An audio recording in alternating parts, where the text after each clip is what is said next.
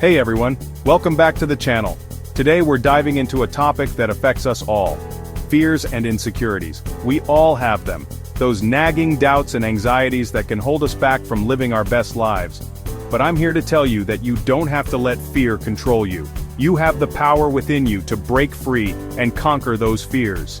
By the end of this video, you'll have 10 powerful tools, I call them fear busters, to help you overcome whatever's holding you back.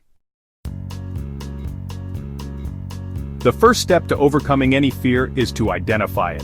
What is it that's really holding you back? Is it the fear of failure? The fear of rejection? The fear of the unknown? Whatever it is, get specific. Don't be afraid to write it down. Grab a journal or open up the Notes app on your phone and just start listing them out. It might feel uncomfortable at first, but trust me, getting those fears out of your head and onto paper is a game changer. Fear often hides in plain sight, disguised as something else. We might tell ourselves we're being realistic or practical when deep down, it's fear whispering in our ear. Remember, knowledge is power. And once you have that knowledge, you can start to challenge those fears. Okay, we're diving into fear buster number 2, and it's all about mindfulness. Mindfulness is simply about being present in this moment, right here, right now. Why is that important when it comes to fear? Because fear loves to live in the past, replaying old mistakes, or in the future catastrophizing about what might go wrong. But when you're grounded in the present moment, you take away fear's power. It's like taking a deep breath of fresh air and realizing, hey, I'm okay right now. In this moment, I am safe. So how do you practice mindfulness? Well, meditation is a great place to start. And no, you don't need to be a Zen master to meditate. Even just 5 minutes a day can make a world of difference. Find a quiet spot, close your eyes, and focus on your breath. Notice the rise and fall of your chest, the feeling of the air entering and leaving your nostrils. The more you cultivate present moment awareness, the less power fear will have over you. It's time to kick those negative thoughts to the curb. Fear thrives on negativity, but we can fight back with the power of positive thinking. I'm talking about flipping the script, changing the channel in your mind from fear to courage, from doubt to belief. Think about it, how often do you find yourself dwelling on negative thoughts? I can't do this, I'm going to fail. What if it doesn't work out? Those thoughts are like a broken record player, stuck on repeat, keeping you trapped in a cycle of fear and self-doubt. But here's the good news. You have the power to change that record. Start by becoming aware of those negative thoughts. When you notice them creeping in, don't try to push them away. Simply acknowledge them. Say to yourself, okay, I'm having the thought that I'm not good enough. Then challenge those thoughts. Ask yourself, is this thought really true? What evidence do I have to support this thought? More often than not, you'll find that those negative thoughts are based on fear, not facts. So, once you've challenged them, replace them with positive affirmations. Chapter 4, Break It Down. One of the biggest reasons we get stuck in fear is that we get overwhelmed by the sheer size of our goals. We look at the mountain ahead of us and think, there's no way I can climb that. And you know what? We're right. We can't climb a whole mountain in one go, but we can break it down into smaller, more manageable steps. That's what this fear buster is all about. Setting realistic goals. Instead of focusing on the summit, focus on the next base camp. What's one small step you can take today to move you closer to your goal? Maybe it's making a phone call, sending an email, or practicing a new skill for 15 minutes. Whatever it is, make it achievable. Because here's the thing, success breeds success.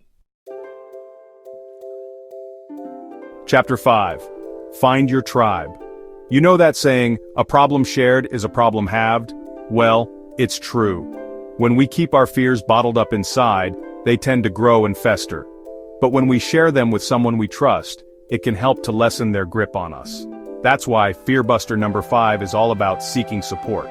Whether it's a trusted friend, family member, mentor, or therapist, find someone you feel comfortable opening up to.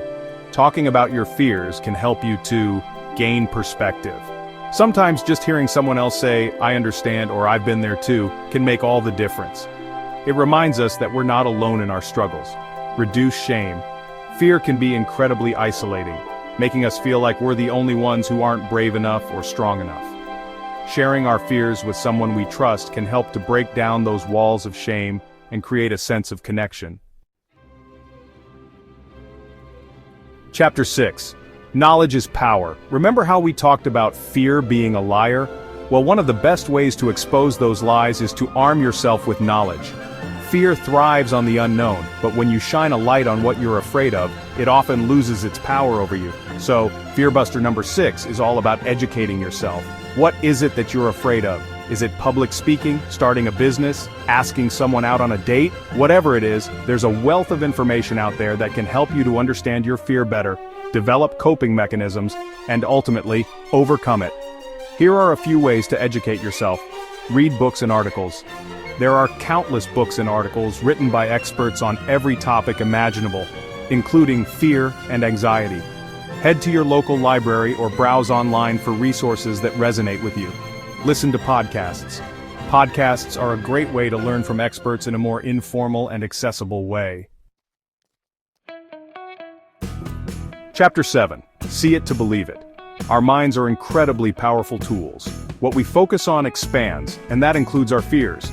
But here's the cool part. We can also use our minds to visualize our success, and that's what Fearbuster number 7 is all about.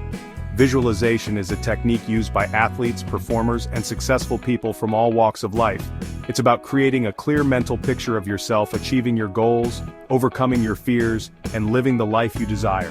When you visualize success, you're essentially programming your subconscious mind to believe that it's possible. And when your subconscious mind believes it, your actions will follow. Here's how to practice visualization. 1. Find a quiet place. Close your eyes and take a few deep breaths to relax your body and mind. 2. Create a vivid mental picture. Imagine yourself in a situation where you would typically feel afraid. Chapter 8. Take the leap. You've identified your fears, challenged your negative thoughts, set realistic goals, and even visualized your success. Now it's time to put all that mental work into action. Fearbuster number 8 is all about taking action. Because here's the thing, you can have all the knowledge in the world, but if you don't take action, nothing will change. It's like learning how to swim from a book. You can memorize every stroke, every technique, but until you jump in the water and start practicing, you'll never truly learn how to swim. The same goes for overcoming your fears. You have to be willing to face them head on, even if it's just one small step at a time. Start with something small, something that feels manageable. Then, gradually increase the challenge as you build your confidence. Here are a few tips for taking action. 1. Don't wait for the perfect moment. Chapter 9. Be kind to yourself. We've talked a lot about facing your fears, challenging your negative thoughts, and taking action. But here's the thing, it's not always going to be easy. There will be setbacks, there will be moments of doubt, and that's okay.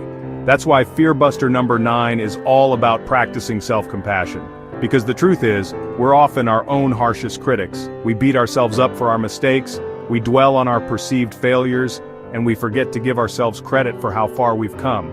So let's change that, shall we? Let's start treating ourselves with the same kindness and understanding that we would offer to a loved one who is struggling. Here are a few ways to practice self-compassion. 1. Acknowledge your feelings. Don't try to push away your fears or pretend they don't exist. Instead, acknowledge them with kindness and understanding. Chapter 10. Never give up. We've arrived at the final Fearbuster, and it's a big one, persistence. Because here's the deal.